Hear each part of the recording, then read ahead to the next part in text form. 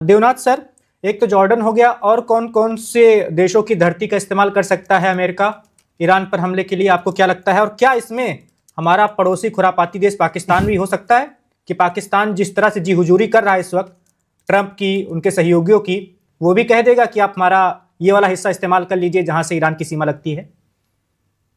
वैभव, देखो, कुछ देश ऐसे हैं जिन्होंने कहा है कि हमारे जमीन और आसमान का इस्तेमाल नहीं कर सकते।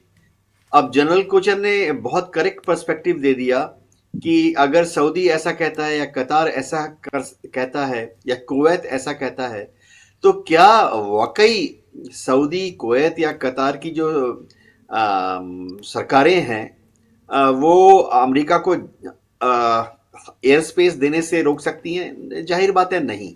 उनके पास ना ऐसे मिसाइल हैं, ना ऐसे फाइटर विमान है। उड़ने नहीं देगा अमेरिका। सबसे बड़ा फैक्टर है कि क्या सऊदी में या कतार में या कुवैत में जो जमीन पर बेसेस हैं अमेरिका के, चाहे एयर बेसेस हों या मिलिट्री या नेवल बेसेस हों, क्या उनका इस्तेमाल अमेरिका कर पाएगा? फिर से सवाल उठता है कि शायद सऊदी, कतार, कुवैत, इनमें से किसी में इतना सामर्थ्य नहीं है, पॉलिटिकल या डिप्लोमेटिक सामर्थ्य नहीं है कि वो अमेरिका को रोक सके। जी। अब प्रोटेस्ट लॉन्च कर सकते हैं, इससे ज्यादा कुछ नहीं कर सकते।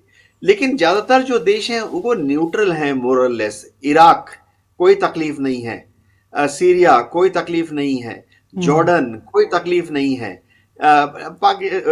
पाकिस्तान सबसे इंटरेस्टिंग केस रहेगा। पाकिस्तान ने थोड़ा हिंट देने की कोशिश की है कि अमेरिका पाकिस्तान को इस्तेमाल कर सकता है, बलूचिस्तान प्रोविंस से इराक के खिलाफ कार्रवाई कर सकता है। लेकिन हुआ यह कि पाकिस्तान में अंदरूनी बलवा हो गया, कुछ लोग सड़कों पर आ गए, और जो विरोधी पॉलिटिकल पार्टी हैं, पीटीआई तो बैन है, लेकिन पीटीआई के कार्यकर्ता आ गए सड़कों पर, कहीं कहीं पीपीपी के कार्यकर्ता भी आ गए, और बड़ी तादाद में मस्जिदों में ये बात फैला दी गई कि भाई सरकार, पाकिस्तानी सरकार अमेरिका को मदद कर रही है ईरान पर हमला करने के लिए। तो पाकिस्तान में जो आम लोग हैं, शिया हो या सुन्नी हो, आम जो सिविलियंस हैं, वो कभी इसको बर्दाश्त नहीं करेंगे कि उनकी जो रूलिंग इलीट है, जो सरकारी पक्ष है, वो अमेरिका को बलूचिस्तान के रास्ते से एक मुस्लिम ईरान देश पे हमला कर रहे एरिया हैं। में जी हमला करने दें। जी। तो वो भी फिलहाल पॉलिटिकली मिलिट्रीली अवेलेबल नहीं है। जी देवनाथ साहब, माफी चाहूंगा, मैं ये जॉर्डन वाले सवाल पे फिर से एक बार आ रहा हूँ। आपको तो जेट्स उड़ाने का काफ़ी एक्सपीरियंस रहा है। आप थोड़ा हमें जॉर्डन के उस सॉल्टी बेस, एयर बेस के बारे में बता सकते हैं कि इसकी कैपेबिलिटी कितनी बड़ी है, और वहाँ से हम क्या क्या एक्सपेक्ट कर सकते हैं जब अटैक होगा?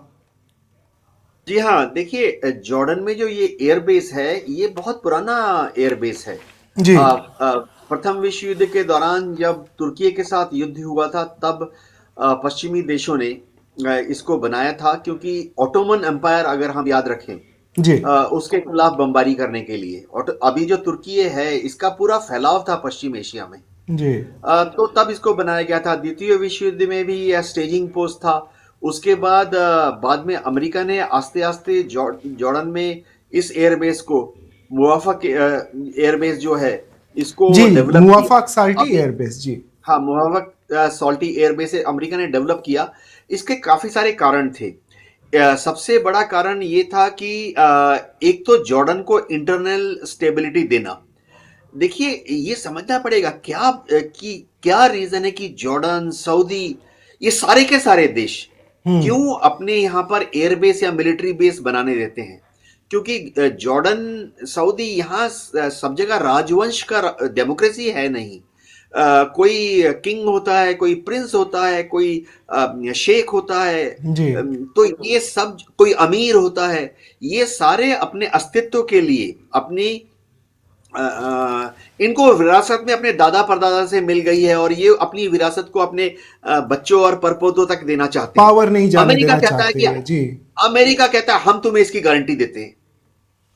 अब जॉर्डन में जब अमेरिका ने ये एयरबेस डेवलप किया, 80 के दशक में, 90 के दशक में, उन्होंने कहा कि ठीक है, हम यहां पर F-16 रखेंगे, और जॉर्डन के अंदर जो इंटरनल कंट्रोल रखना है, यानी अगर कोई विद्रोह हुआ या जॉर्डन की कोई प्रॉब्लम आसपास में किसी देश के साथ हुई, तो हम यहां से F-16 ऑपरेट करके जॉर्डन के किंग, अभी तो कोई अब्दुल्ला या कुछ हैं, उनको जी सपोर्ट करेंगे। लेकिन अमेरिका का स्ट्रेटेजी ऑब्जेक्टिव क्या था कि जॉर्डन के इस बेस से वो, देखिए एक समय ऐसा था इराक सद्दाम हुसैन के पास यानी रूस के इन्फ्लुएंस में, सीरिया बशर अल असद के पास यानी रूस के इन्फ्लुएंस में, वो पूरा रिम ऐसा था। एक समय मिस्र यानी इजिप्ट, जी इजिप्ट भी एक बार रशिया के खेमे थे। मिस्र की पूरी आर्मी, पूरी एयरफोर्स सिर्फ रशियन इक्विपमेंट पे थी। हम्म तो ये मैं बात कर रहा हूँ यौम किपुर वार तक की, जी 1973 तक, 75 जी 1973 तक। ये तो बाद में मिस्र रूस के खेमे से निकल गया जब उसने कैंप डेविड एग्रीमेंट साइन किया 1978 में, तो वो मिस्र खिसक के आस्ते से अमेरिका के खेमे में चला गया। तो जॉर्डन के इस एयरबेस का इस्तेमाल करते हुए, प्लस सऊदी में जो एयरबेस थे उनका इस्तेमाल करते हुए, अमेरिका पूरे पश्चिम एशिया में अपना दबदबा रखना चाहता था। तो अच्छा एयरबेस है, पहले वहां F-16 होते थे, फिर F-15 रखना शुरू कर दिए, अभी हाल ही में A-10 ग्राउंड अटैक, ये बहुत इंपॉर्टेंट है। जनरल साहब हमारे साथ हैं, कर्नल सिरोही हमारे साथ हैं। जी A-10 विमान आ गए हैं यहां पर। A-10 जो है यूएस एयरफोर्स सिर्फ और सिर्फ इस्तेमाल करती है ग्राउंड फोर्सेस के सपोर्ट में। A-10 में जहाज है उसको डिजाइन ही किया गया है आर्मी के सपोर्ट के लिए, यानी ये खूब एक्यूरेसी से लेजर गाइडेड बॉम्ब दुश्मन के बंकर्स पे गिरा सकती है, दुश्मन के तोपखाने पे, दुश्मन का जो टैंक्स होते हैं उनका जो कंसंट्रेशन एरिया होता है कॉन्क एरिया, वहां पे गिरा सकती है, दुश्मन के जो कमांड एंड कंट्रोल सेंटर हैं उस पर गिरा सकती है। और A-10 से laser guided Hellfire missile fire होते हैं, बहुत ही एक्यूरेट है। तो 4 किलोमीटर 8 किलोमीटर की दूर से दुश्मन की आर्मी को एंगेज कर सकते हैं। तो A-10 डिप्लॉय हो गए हैं अभी। इसके अलावा रिकॉनेसेंस के लिए कम से कम 4 MQ-9 विमान वहां पर अमेरिका ने तैनात कर दिए हैं। यहां 2 रनवे अवेलेबल है बाय द वे, दोनों ही रनवे, एक 7,000 फीट लंबा है, एक 9,000 फीट लंबा है। तो जो MQ-9 तैनात किए हैं, इससे अमेरिका पूरे पश्चिम एशिया पे रिकॉनेसेंस करता रहता है। खास तौर से अब ईरान की तरफ MQ-9 हर रोज जा रहे हैं। जी देवनाथ सर, अब सिरोही सर के पास चलते हैं। सिरोही सर बहुत देर से इंतजार कर रहे हैं।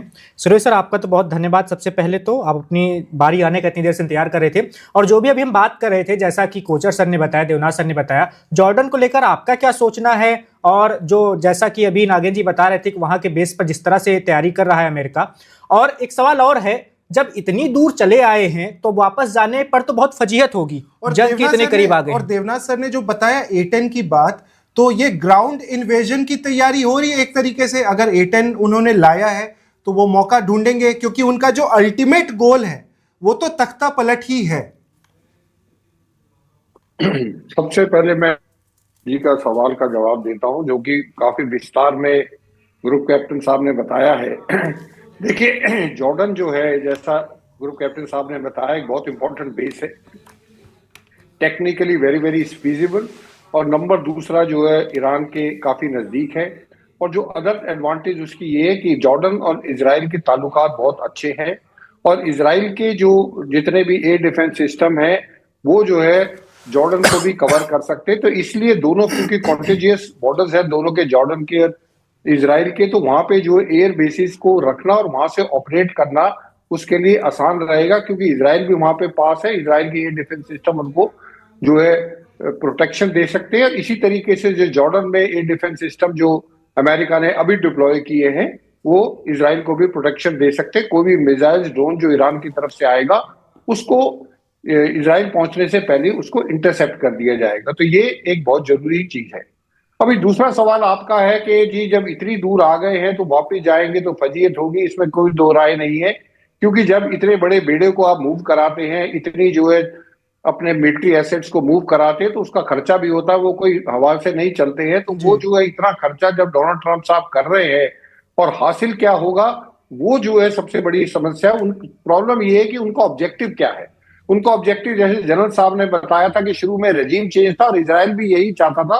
और पिछले साल से जब ये मिडनाइट हैमर और जो राइजिंग लायन जो ऑपरेशंस किए गए थे वो करे इसलिए गए थे कि शायद वहां पे रजीम चेंज हो जाएगा, लेकिन वहां पे भी नहीं हुआ। तो इसलिए जो मेन मकसद है वो रजीम चेंज का मकसद है, लेकिन वो हासिल होता नजर नहीं आ रहा। दूसरा है कि ये जो 3-4 चीजें जो मैंने ही बताई थी, ग्रुप कैप्टन साहब ने ही बताई शर्तें, और जो कुछ जनरल साहब ने भी बताई हैं, ये शर्तें हैं जो कि इसमें 2-3 शर्त तो हो सकता है कि ईरान मान जाए, लेकिन जो ये मिसाइल के ऊपर कैप लगाने वाला उसमें जो है मिसाइल जो है ईरान नहीं मानेगा। और अगर ईरान नहीं मानेगा तो फिर उस हालत में ट्रम्प साहब के पास और कोई विकल्प नहीं बचता, क्योंकि अपनी पब्लिक को या दुनिया को दिखाने के लिए, फेस सेविंग के लिए उन्हें कुछ ना कुछ करना पड़ेगा, नंबर 1। नंबर दूसरी चीज मैं ये कहना चाहता हूं कि ये जो नेगोशिएशन है ये कोई नॉर्मल नेगोशिएशन नहीं है, इनको हमको समझना चाहिए कि इस बारी ईरान को भी पता है कि पिछली बारी 2015 में जब इन्होंने डील की थी, तो 2018 में जब डोनाल्ड ट्रंप साहब आए तो उन्होंने वो डील को जो है उस डील से निकल गए। तो इस बारी जो अमेरिका भी ये चाहता है कि ये जो एग्रीमेंट होगा, नेगोशिएशन चल रही है, ये कोई रिस्क को मैनेजमेंट के लिए नहीं होना चाहिए, ये कोई परमानेंट सोल्यूशन होना चाहिए। और ईरान भी चाहता है कि परमानेंट सोल्यूशन हो, ये नहीं कि आज जो बाइडेन साहब बैठे हैं तो ये डील हो जाती है और उसके बाद कोई और दूसरे आ जाते हैं तो डील कैंसिल हो जाती है। तो इसलिए ये जो है इंटरिम नेगोशिएशन नहीं है, ये बहुत कॉम्प्रिहेंसिव एग्रीमेंट की तरफ बढ़ रहे हैं। और इस कॉम्प्रिहेंसिव एग्रीमेंट के लिए अगर बातचीत होनी है तो ये दौर अभी आज के दिन से खत्म नहीं होगा, इसमें और भी बातें होंगी।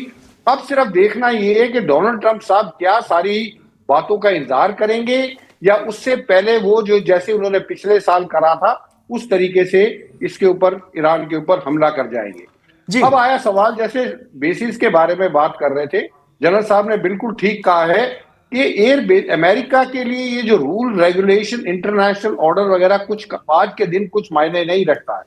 अगर सऊदी अरेबिया ये कहता है कि मैं अपना एयर स्पेस यूज नहीं करने दूंगा, और कल अगर अमेरिका एयर बेस यूज कर लेता तो सऊदी अरेबिया क्या कर सकता है? मैं तो कहता हूं वाई सऊदी अरेबिया, तुर्की जो है नाटो का मेंबर है, तुर्की से जो है एक बेसिस से अमेरिका ईरान के ऊपर हमला कर सकता तो कोई प्रॉब्लम नहीं है, बॉर्डर भी लगता है वहां से, जो आसानी से सीरिया जो है अमेरिका के साथ है, आराम से हमला कर सकता है। तुर्की क्या मना कर देगा? बिल्कुल मना नहीं करेगा, क्योंकि नाटो का मेंबर है वो, तो उसको मना नहीं कर सकता वो। तो एयर बेसिस की अमेरिका को प्रॉब्लम नहीं है।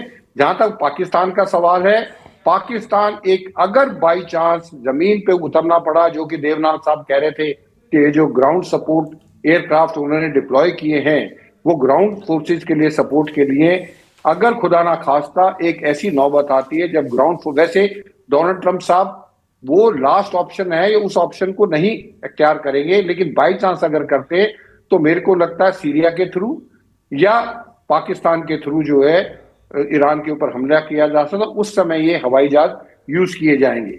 तो ये सारी बातें। और एक और चीज जो जनरल साहब ने बहुत सही बताई है, एसिमेट्रिकल वॉरफेयर। उसका मतलब ये है कि जब दोनों देश एक बराबर मिलिट्री स्ट्रेंथ के ना हो और एक देश कमजोर हो, एक देश जो है ताकतवर हो, तो उस केस में आप 1-on-1 लड़ाई नहीं लड़ सकते, आपको नए नए तरीके ढूंढने पड़ेंगे, जिसमें से साइबर वॉरफेयर है, गुरिल्ला वॉरफेयर है, उसके बाद जो आप ड्रोन से अटैक कर सकते हैं, जो लो कॉस्ट इक्विपमेंट है उनसे आप हमला कर सकते हैं। तो ईरान के पास भी काफी ऑप्शंस है, और मेरे को लगता है कि इन्हीं ऑप्शंस को मद्देनजर रखते हुए डोनाल्ड ट्रंप साहब जो है अभी टाइम ले रहे हैं, टॉक्स का इंतजार कर रहे हैं। अगर टॉक सक्सेसफुल हो जाती है तो डोनाल्ड ट्रंप साहब अपनी डोमेस्टिक कंजम्पशन के लिए और इंटरनेशनल वर्ल्ड को ये दिखा देंगे कि मैंने जो मैं चाहता था मैंने हासिल कर लिया। और अगर टॉक फेल हो जाती है तो फिर डोनाल्ड ट्रंप साहब जो है ईरान के ऊपर हमला करेंगे। अब वो कितनी तादाद में हमला होगा, किस लेवल तक हमला होगा, वो शायद अभी डोनाल्ड ट्रंप साहब को भी नहीं पता है। वो जैसे जैसे बिल्डअप पोस्टरिंग हो रही है उसके हिसाब से फैसला होगा। Subscribe to One India and never miss an update. Download the One India app now.